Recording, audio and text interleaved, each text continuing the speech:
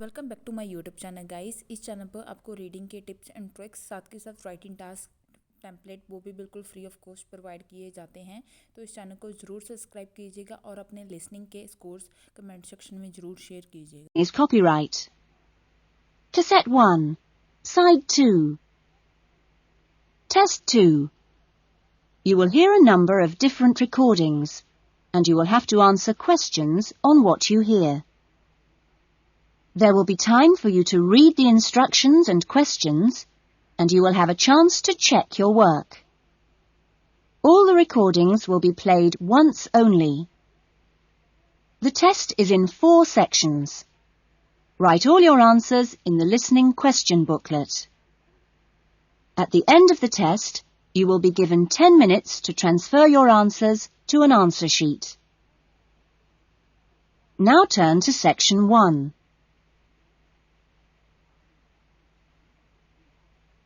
Section 1. Gavin, a newly arrived student, wants to insure the contents of his apartment. He calls an insurance agent to ask for information. First, you have some time to look at questions 1 to 6.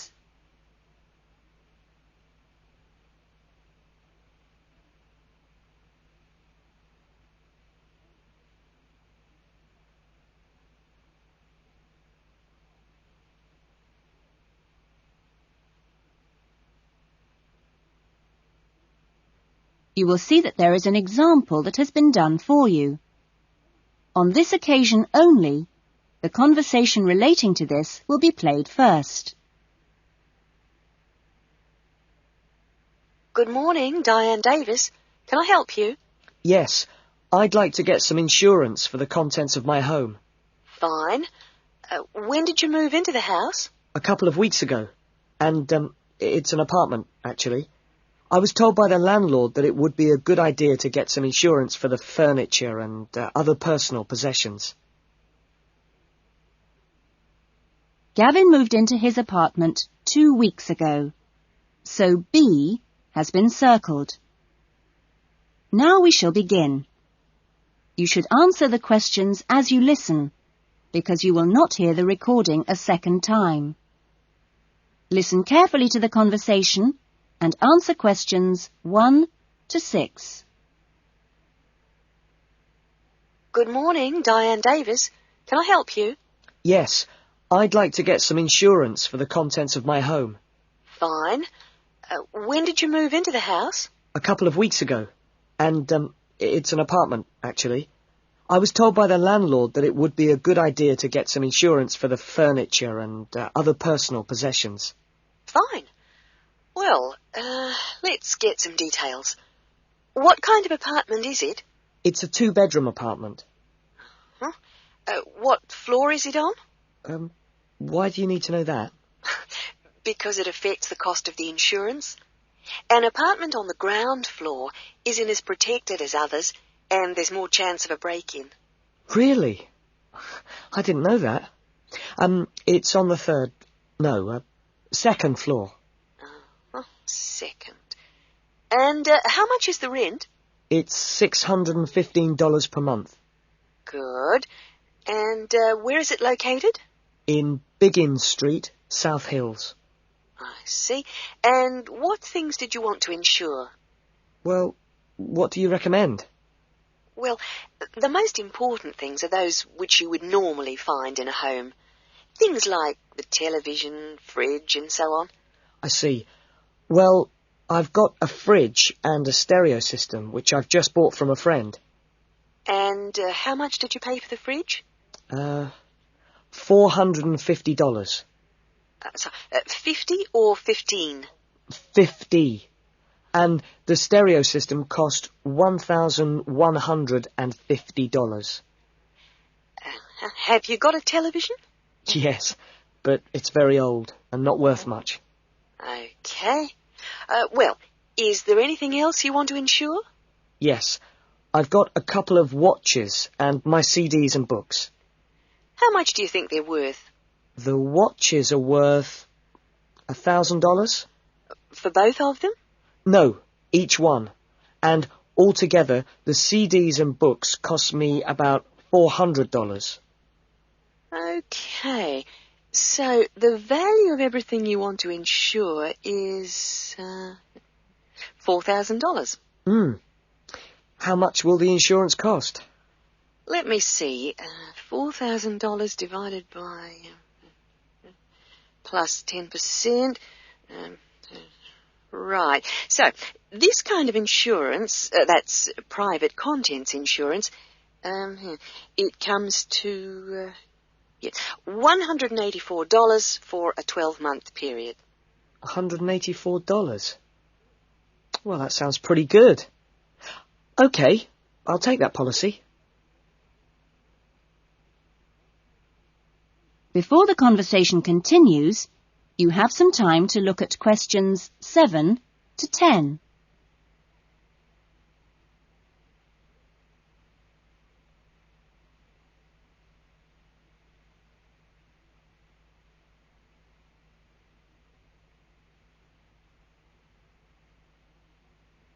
Now listen carefully and answer questions 7 to 10.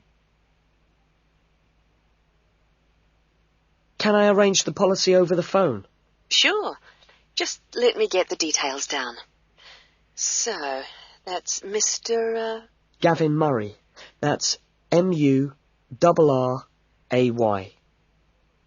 And the address is? It's 16C, Biggins Street, South Hills. Okay. 16C, Biggins Street, South Hills? That's right. It's 2 words. South Hills. And your date of birth is? 12th of November, 1980. And your contact number? Home phone number is 9872 4855. Right. And, you're Australian? No, I was born in London, although my mother is from Tasmania. Oh, really? Whereabouts? Hobart. I see. Interesting place. Now, are you working at the moment? No, I'm a full-time student at Sydney University. Right. Good. That is the end of section 1. You will now have half a minute to check your answers.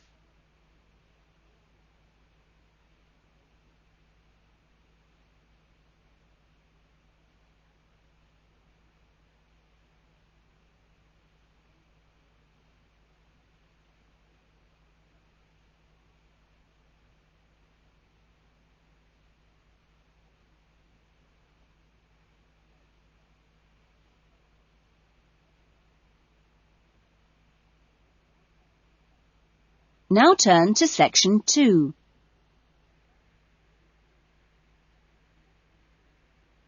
Section 2. You will hear an address by the college president welcoming new students to a residential college. First, you have some time to look at questions 11 to 14.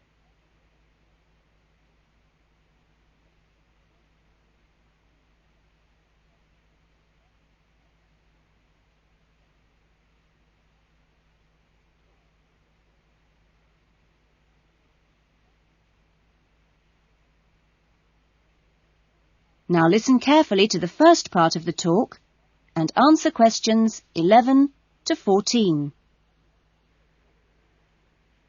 Well, good morning, everyone. It's good to see you all here. Welcome to Smith House. Smith House, as you may or may not know, is one of the oldest residential colleges of the university. As you can see, the building you're in now, which contains this main lounge, the dining room, the recreation room, the kitchen and the offices, was part of the original old house built in the 1840s to be used by the family of George Smith. That's, of course, how the house and college got their names. The original house was converted into a residential college for the university in 1940, and since then has continued to be added on to and modernised. You'll notice when you receive your room allocation in a few minutes that your room number either begins with the letter N, S or W, like this one here. The first letter refers to the 3 wings of the college, which come away from this main building. Of course, the letters represent the 3 directions, in this case, north, south and west. Each wing has 2 floors, and so the next number you see is either 1 or in this case 2, and this indicates which floor your room is on. The number after that is your individual room number. So it's quite simple to find any room by going to the right wing, then floor, and then room number. Before you hear the rest of the talk, you have some time to look at questions 15 to 20.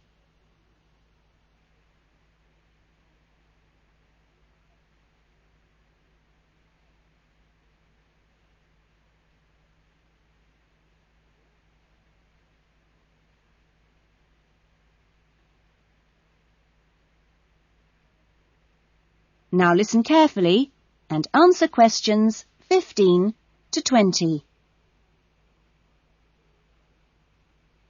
You'll also notice, when you receive your orientation pack shortly, that there are 2 keys. One is the key to your room, and only you have that key, and the other is a key to the front door, which you've just come through here from the street. This door is closed and locked at 8 p.m. every night, and opened again at 7 a.m. You'll need your key if you're coming back to the college between those times. We ask all students to always enter and leave the college through the front door. You'll notice at the end of each corridor that there is another door, but these are fire doors and are kept locked from the outside. They should only be opened from the inside in case of emergency. In your fees, you've paid a laundry fee, which covers the cleaning of bed linen and towels. All bed linen and towels are clearly embossed with the name Smith House, so it's easily identifiable. If you want your other laundry to be done by the college, this can be arranged for a small extra fee. There are only a few rules here at Smith House, and we have these rules so that we can all live comfortably together. The most important rule is that there must be no noise after 9 p.m.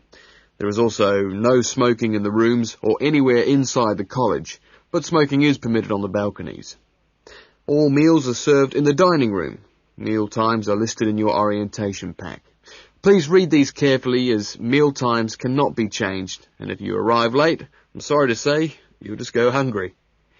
If you're unsure about things, each floor has an elected floor senior, who is usually a student in their 3rd or 4th year of study, who's been at Smith House for a while. The floor seniors will introduce themselves later today and answer any questions you have. But for now, I'm going to hand you over to Marnie, who is going to give you the orientation packs and keys. Thanks, Marnie. That is the end of section 2. You will now have half a minute to check your answers.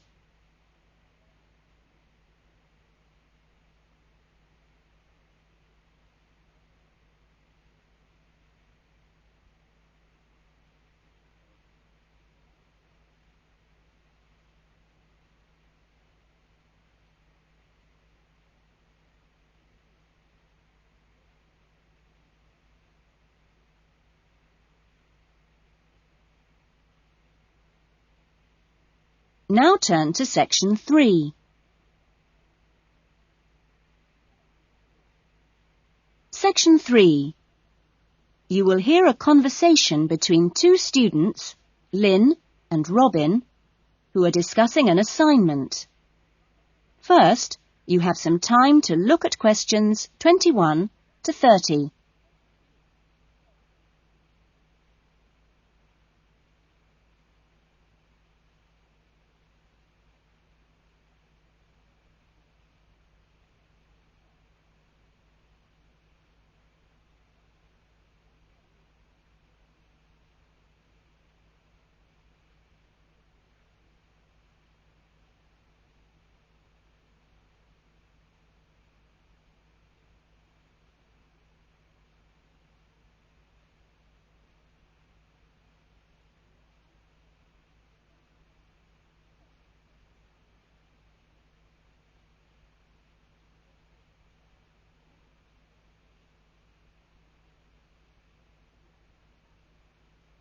Now listen carefully to the conversation and answer questions 21 to 30. That essay we have to write, the one on how children learn through the media, how are you planning to write it? Well, I've given it some thought, and I think that the best way to approach it is to divide the essay into two parts. First of all, we'd have to look at some examples of each type of media. Yes, what they are. Then we could describe how we can use each medium so that children can learn something from each one. Exactly. Maybe we could draw up a table and look at examples of each medium in turn. Let's see. The different forms of media would be the print media. Here you'd have things like books and newspapers, that sort of thing. And included in these are the pictorial forms of print media, like maps. Yes, maps are really just formal pictures, aren't they? And then there are what we call the audio forms of media, where children can listen. CDs and radios are probably the best examples because a lot of children have access to these, especially radios. And this would lead into the audio-visual media, which can be seen as well as heard. Film, television, and we mustn't forget videos. Yes, but there's a final category as well. Computers that make up the so-called electronic media. In the United Kingdom and Australia, they say that 1 in 3 families has a computer now. Yes, I believe it. Well, that's a good list to start with. We're really getting somewhere with this essay now. So let's move on to when each type of medium could be used. I guess we could start by trying to identify the best situation for each type of media. What do you mean? I'm talking about whether each medium should be used with different size groups. For example, we could look at pictures and ask whether they're more useful for an individual child, a few children together, or a full class. In this case, I'd say pictures are best with individual children because they give them an opportunity to let their imaginations run wild. Yes, I see. Let's take tapes next. Although tapes look ideal for individual children, I feel they're best suited to small group work. This way, children don't feel isolated because they can get help from their friends. Computers are the same. I think they're better with small numbers of children, and they're hardly ever useful with a whole class. Videos, however, are ideal for use with everyone present in the class, especially when children have individual activity sheets to help them focus their minds on what's in the video. And what about books? What would you recommend for them? Books are ideal for children to use by themselves. I know they're used with groups in schools, but I wouldn't recommend it. Other pictorial media like maps, though, are different. I'd always plan group work around those. Give the children a chance to interact and to share ideas. I agree.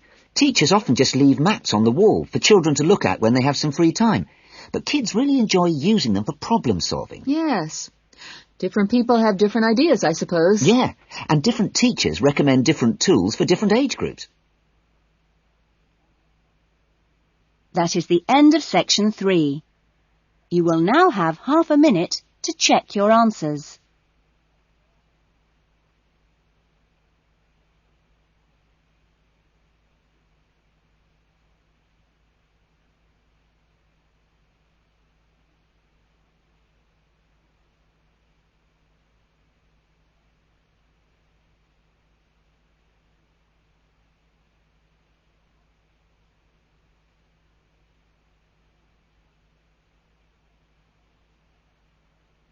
Now turn to section 4.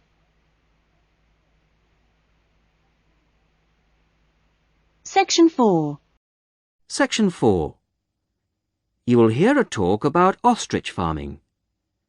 First, you have some time to look at questions 31 to 40.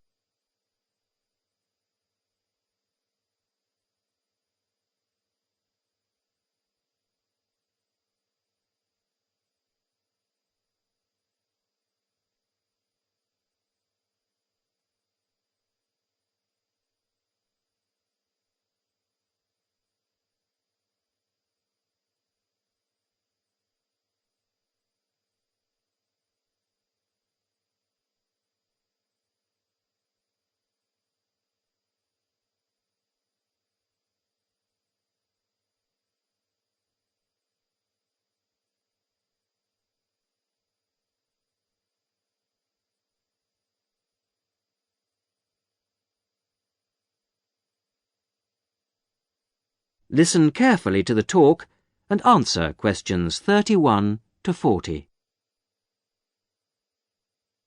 Today I'd like to introduce Ted Hunter, who used to rear sheep and poultry, but who is here to tell us about a rather unusual type of livestock that he's been concentrating on in the last few years. Ted Hunter is a member of the Domesticated Ostrich Farming Association and is here to tell us about the possibilities of breeding and rearing these birds in this country. Thank you, Paula. When you look at international restaurant menus and supermarkets, they all tend to feature the same range of meats: beef, lamb, chicken, pork, that sort of thing. But people are always interested in something different. And we're now finding that farming can bring new types of meat to our tables. The kangaroo is one animal that's now being farmed for its meat and eaten outside Australia where it comes from. It looks and tastes rather like rabbit, though it's slightly darker in color. But it is rather tough, so that's a problem for some people. Crocodiles are also being farmed for their meat. This is rather like chicken, pale and tender, and it's getting quite fashionable. Some people also find it's rather fatty, but I think it makes a really tasty sandwich. Now, a third type of meat becoming increasingly available, and the one that I think is by far the nicest of the three, is ostrich, which most people say has a similar taste and texture to beef. However, it's much better for you than beef, as we'll see later. Most people think of ostriches as wild animals, but in fact, ostriches have been farmed in South Africa since around 1860. At first, they were produced for their feathers. In Africa, they were used for tribal ceremonial dress, and they were also exported to Europe and America, where they were made into ladies' fans and used for decorating hats. Later, feather fans and big decorated hats went out of fashion, but ostriches were still bred, this time for their hide. This can be treated to produce about half a square meter of leather, very delicate, fine stuff of very good quality. At the same time, some of the meat was used for biltong, the air-dried strips of meat popular in South Africa as a sort of fast food. However, recently there's been more and more interest in the development of ostrich farming in other parts of the world, and more people are recognizing its value as a food source. Ostrich meat is slightly higher in protein than beef, and much lower in fats and cholesterol. It tastes good, too. A series of European taste tests found that 82% of people prefer ostrich to beef. And one ostrich produces a lot of meat, from around 30 to 50 kilograms, mostly from the hind quarters of the bird. Farmed ostriches don't need African climates, and in fact, ostrich farming is now becoming well established in other parts of the world. However, setting up an ostrich farm isn't something to embark on lightly. Mature breeding birds are very expensive. Even a fertilized ostrich egg isn't cheap, so you need quite a bit of capital to begin with. Then the farmer needs special equipment, such as incubators for the eggs. The young chicks are very dependent on human minders and need a lot of attention from the people looking after them. In addition, ostriches can't be intensively farmed. They need space and exercise. But in spite of this, they make good farming sense. A cow produces only one calf a year, whereas a female ostrich can lay an egg every other day. And because the farmers can use incubators and hatched chicks are nourished well and protected from danger, the failure rate on farms is very low indeed, and almost all the fertilized eggs will hatch out into chicks, which will in turn reach maturity. This is very different from the situation in the wild, where the vast majority of chicks will die or be killed before they grow up into mature ostriches. So it's possible, once the initial outlay has been made, for the farmer to be looking at very good profit margins indeed. Ostrich farming is still in its early days outside Africa, but we hope that ostrich meat will be freely available soon, and before long will be as cheap as beef. That is the end of section 4. You will now have half a minute to check your answers.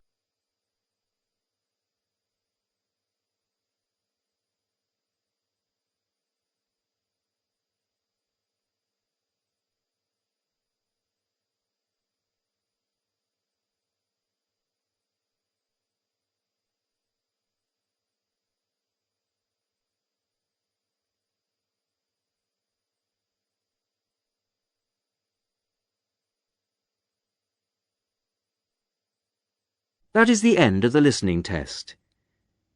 In the Ielts test, you would now have 10 minutes to transfer your answers to the listening answer sheet.